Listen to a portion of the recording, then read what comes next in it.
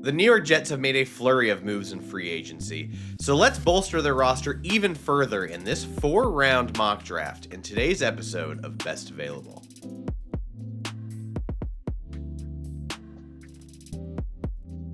Thank you for watching today's episode. Make sure that you're subscribed on YouTube and follow us on socials at BestAvailableYT. If you are a fan of the draft, consider becoming a member to support the channel. I'll leave details to that in the episode description. But let's dive into this mock draft, a series that we'll probably be doing a few more of before the start of the draft. I wanted to start with the Jets on this mock draft series because I actually really like the way they've handled free agency. For a team that's really taken some big swings in free agency in the past to try and fix everything overnight or trade for a quarterback like Aaron Rodgers, I really appreciated the patience they showed in this free agency. Some good names. They weren't breaking the bank for anyone. They were adding some proven veterans, rotational guys. I liked the trade for Minkah Fitzpatrick. I just like that they filled a lot of holes without trying to pay $1 bajillion for one guy. And I want to approach this mock draft the same way. I don't think they're going to find their quarterback of the future here. We will talk a little bit about that at the end of the video. But I do want to make sure that we're tackling some needs, getting some good players, and we're going to make a trade during this. And I want you to be heads up on that because I just think accumulating more picks, getting an infusion of young talent with the veterans they brought in is a really solid strategy. With the second overall pick, we're going to have the Jets take Arvell Reese. And I'll be honest, I think they can go in a variety of different ways here, and I wouldn't mind any of them. Whether it is a Caleb Downs or a Sonny Styles or a Ruben Bain even. I'm a huge Ruben Bain guy. Even Jeremiah Love, if you want to talk to me about how they plan to move on from Breece Hall. I wouldn't be the most mad about it. But Arvell Reese makes the most sense to me for a couple of reasons. I really love his positional versatility. He showed some real flashes at edge. I think people overstate how much he played off the edge at Ohio State last year, but that combined with the linebacker ability, he's just such a ball of clay, just outrageous athletic tools, given his size. 6'4", 244 pounds, ran a sub 4.5 40-yard dash. He just moves different, man, and with crazy length. There are plays, he just has splash plays all over the board. But I really think he's better off as an off-ball linebacker with some edge versatility. And what I love about this fit in New York, he does not have to be good right away. He can be wrong and continue to learn. And at the same time, this is why I loved the Demario Davis signing. Yes, he's 37 years old, and his best ball has got to be behind him at this point. But that dude's just such a veteran presence on a team that's going to need a young linebacker in this room. They're going to get to learn from one of the best off-ball linebackers of the last 20 years. I really think Demario Davis is that good. And that's why I want them to get one of these players. Arvell Reese just oozes with potential. The athletic ability is truly elite. When he is playing his best ball, it is terrifying. It is straight up terrifying. Plus, I think you can play him as both an off-ball and on edge on certain downs. You can just move him all over the field. And I keep thinking about Nick Emmanuel whenever I think about Arvell Reese. I know Emmanuel is technically a safety, but the fact that he can play a few different roles and just lean into his strengths, that's kind of what I want to see from Arvell Reese. Lean into those traits that make him special. Let him play a little bit more all over the field and just let him go to work. I love the fit. I think over the next couple of years, he's going to blossom to one of these really versatile, terrifying defenders in the NFL.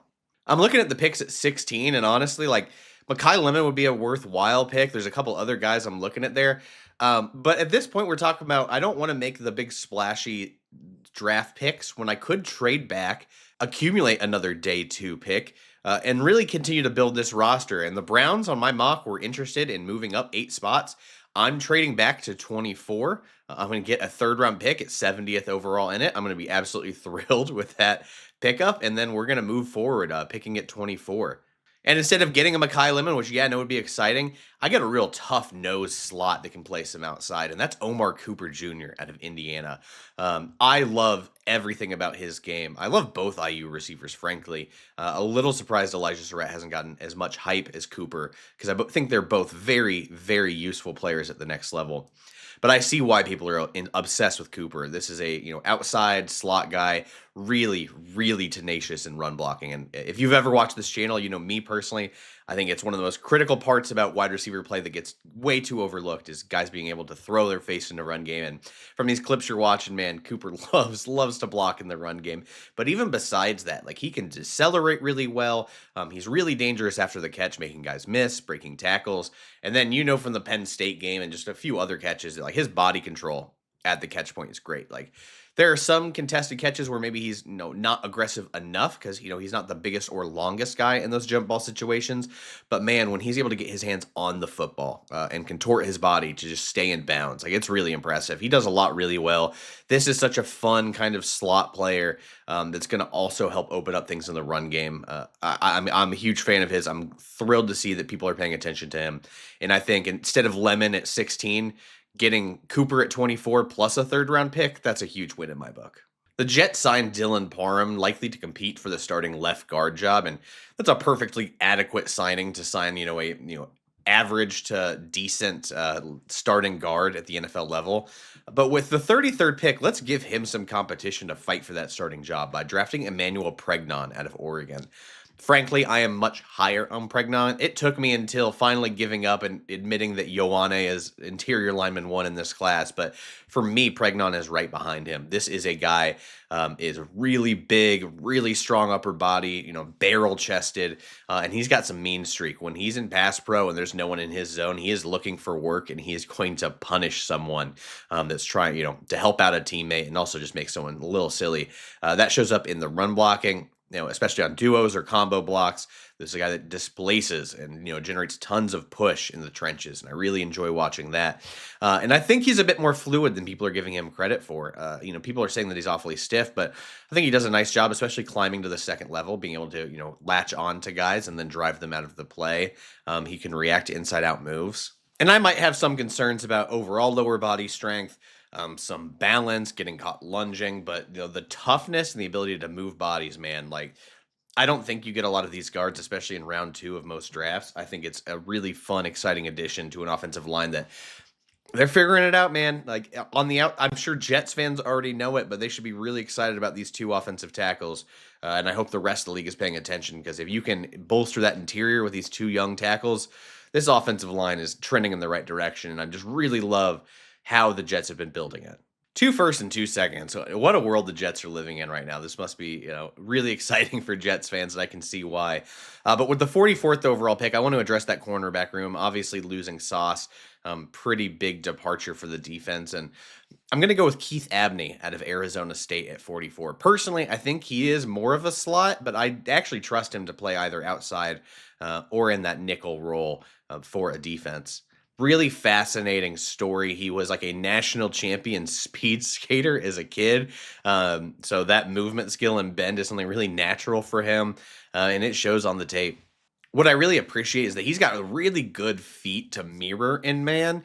And then he's got a little more physicality than I was expecting for, a guy of his, frame. But he does a good job of balancing that physicality without being overly grabby.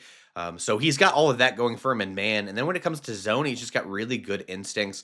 I keep talking about this on the channel, but I love a guy that's in zone, whether he's a corner or a linebacker, not covering grass, covering men. And, he's one of those guys that he can really set up a quarterback by understanding who's occupying his zone and breaking down on that ball. Comes away with some interceptions because of it.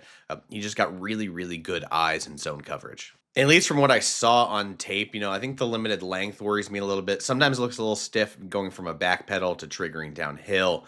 And those might make him more of a slot. And honestly, with his skill set, I would kind of like him in the slot because he's a really reliable tackler. His career missed low tackle rate, just 2 missed tackles for a 4.3% missed tackle rate last year. Just the fact that he can play man in zone and be that competitive, to me, it screams slot. The Jets can use him in a couple of different places. So I'm curious to see how they'd use a guy like Abney. But for a second round value, middle of the second round, I think this is a really exciting pick to help bolster New York's secondary. With that 70th overall pick we acquired from the Browns in our trade back, we get a player I think is going to go higher than this, honestly. It's denied Dennis-Sutton out of Penn State. And when you check a bunch of the boxes, I think if you want to get a really succinct explanation of him, Charles McDonald with Football 301, Yahoo Sports, did an excellent job kind of confirming everything I've been thinking about this guy for a while. I got the chance to see him in person on the field at the Big Ten Championship, and standing next to that guy, scary man. He's 6'5" and 5'8", 256 pounds, got real length. And this is a guy that's been playing for a few years at Penn State, alongside some really, really impressive edge rushers to come out of that Nittany Lions program. And he's always been pretty productive. Over his 4 years at Penn State, 23 and a half sacks, 7 forced fumbles, 147 pressures.